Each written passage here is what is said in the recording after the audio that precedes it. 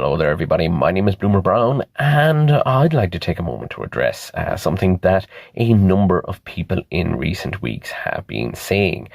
And that is, of course, that Artemis 2 couldn't possibly have had enough fuel to return from the moon, having dumped most of their rocket, which in fairness is by mass mostly fuel and oxidizer, on the ascent into orbit, and also dumped their upper stage after their trans-lunar injection burn, leaving them with a really rather small tank on the service module that could do little more than correct the trajectory.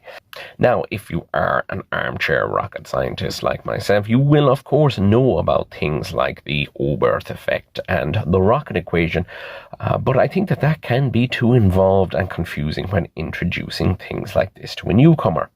Intuitively, it sounds as though we've driven our car to work, run out of fuel, and thrown away our fuel tank along the way. Well, as it turns out, if you worked on top of a mountain, this would potentially be possible.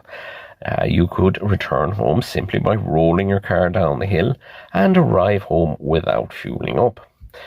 Possibly best not to try this, as a lot of the systems in modern cars rely on the engine being running in order to work. Essentially, this is what Artemis 2 did. They climbed high up above the Earth, passed by the moon, and fell back down to Earth, with a few minor corrections here and there to make sure that they stayed on the right path.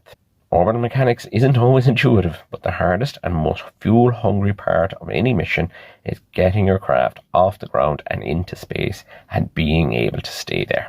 Thank you very much for tuning in. You have been watching Bloomer Brown on YouTube, and I will see you next time.